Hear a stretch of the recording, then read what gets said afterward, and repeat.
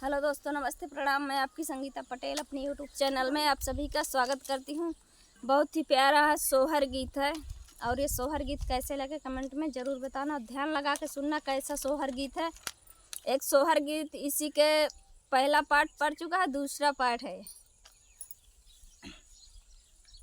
रामा सोवत रहलिया टरिया सपने के देखे सपने के देखे हो। रामा सोवत रहलिया टरिया सपने के देखे सपने के देखे हो। सासू सपने के करती विचारे सपने बड़ा सुंदर सपने बड़ा सुंदर हो।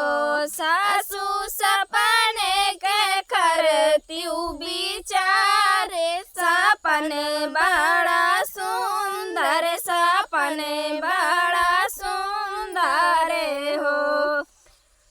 कह के जन में है रामा के हरे भैया लक्ष्मण के हरे भैया लक्ष्मण हो। बहुअर के रते भुआले सपने बड़ा सुंदर सपने बड़ा सुंदर हो। बहुअर के भरते भुआले सपने बड़ा सुंदर सपने बड़ा सुंदर हो।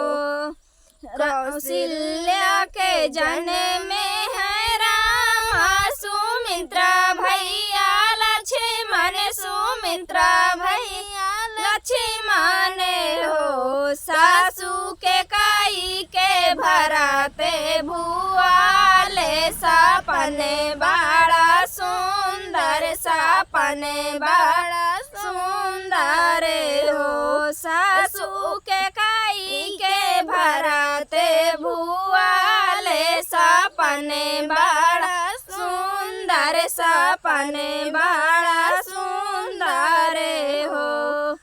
कहाँ गए हैं रामा तो कहाँ भैया लक्ष्मण तो कहाँ भैया लक्ष्मण हो।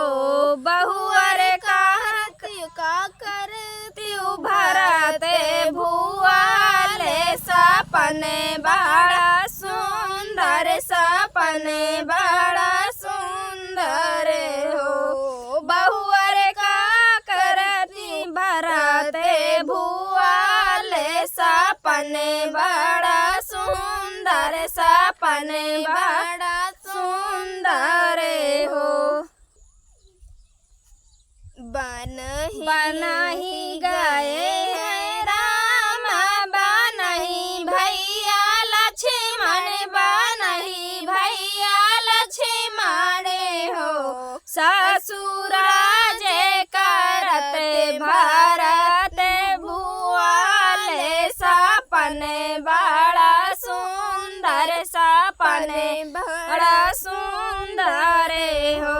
ससुराज करते भरते भुआले सपने बड़ा सुंदर सपने बड़ा सुंदर हो। सोवत रहलिया डलिया सपने के देखे सपने के देखे हो। सासू सपने के करती विचारे सपने बड़ा सुंदर सपने बड़ा सुंदर हो।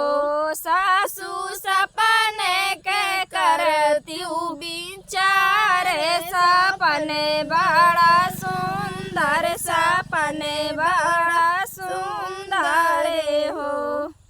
कैसे लगे सोहर गीत कमेंट में ज़रूर बताना। तब तक के लिए बाय बाय, नमस्कार।